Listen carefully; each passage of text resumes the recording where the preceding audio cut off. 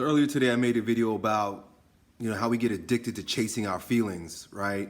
And making decisions based on feelings and emotions. And it really flies in the face of much of what I've said in previous years. I've made thousands of videos and a lot of them revolve around following your heart, right? Following your passion. And here I am now, right? I'm standing in front of you guys and I'm saying something that's like completely opposite. And I'm telling you to detach from your feelings. Don't trust your heart. And I got to be completely honest here that my advice in the past was wrong. And I know it's wrong because I've suffered a great deal as a result of following my heart and my passions and things like that, because they're completely ungrounded. And it doesn't mean that I wasn't able to achieve what I was able to achieve through some sort of intuition, but it wasn't all about me and my feels. It had a lot more to do with what God's plan was for me. So what I want to talk about in this video is really an answer to the question, Elliot, okay, so now you're telling us not to follow our heart, not to trust our feelings, not to just roll with the emotions and be flowing with the need for feels. So what do we listen to? And so a lot of people would then say, oh, so you listen to your head, right?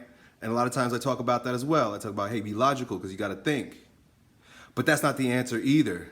If we go above the head, we go above the heart, we get to the head, sure, it's a little bit more logical, it's a little bit more grounded, a little bit more focused, a little bit more here and now, as opposed to oftentimes the heart carries pain, trauma, all kinds of things associated with the past, where the head could kind of, you can get past that. You can rationalize your way out of taking actions based on past traumas, past things that you become emotional about that have no bearing on the here and now. But if you want to go one step above that, right? I often talk about being a king. Being a king is about spirituality. That's why the crown is up here. To go one step above is not to think about what you need to do. It's not about feeling what you need to do. It's about allowing it to be revealed to you. When you're in that spiritual space, when you're sitting on your throne, when you're being a king, it means that you're being led.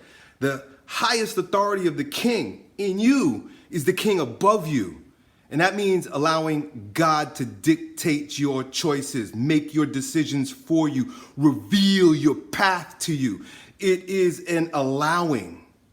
Using the head is a lot like trying to grasp, trying to make things happen. And we get caught up in our heads. How many times do you get, I get emails and you talk about, hey, I'm just stuck in my head. Because it's just like a wheel, a hamster on a wheel. Woo, woo, woo, woo, woo, woo, woo, woo. You could think one thing, but then another thought contradicts it. You're never going to get anywhere. And even if you do get somewhere, like I said about me and my journey, it's because it was your path. The path is revealed.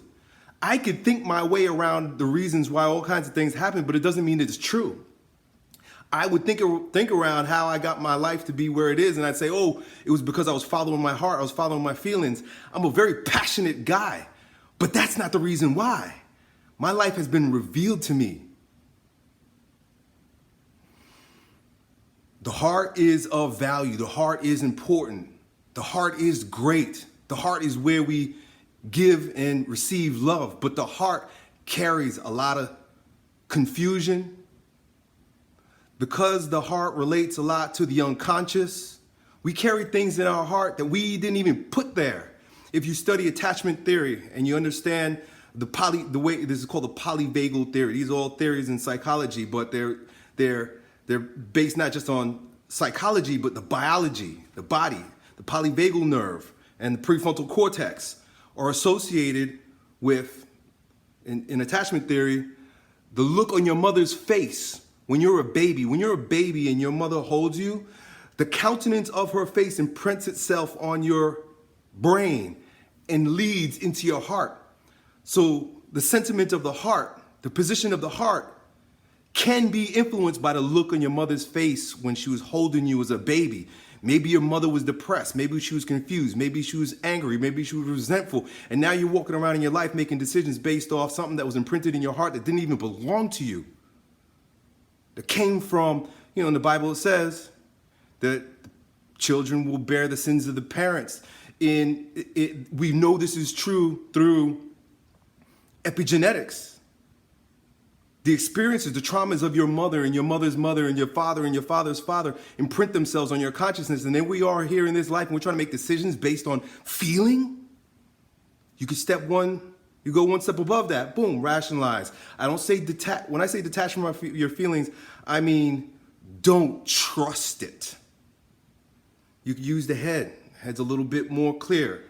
But you can't trust your thoughts either, because we're being bombarded with all kinds of images and ideas that aren't ours either. Every time you scroll on Instagram, you're being bombarded with ideas, images that don't belong to you, that influence you, that make their way into your heart and influence the way you make decisions. You can't trust the head, you can't trust the heart. You can only trust the Father. You can only trust the Spirit. You want to proceed from the throne. That means allowing. That means receiving. That means having it be revealed to you. How do you know when something's being revealed to you as opposed to you thinking about it or feeling about it? It shows up in your life.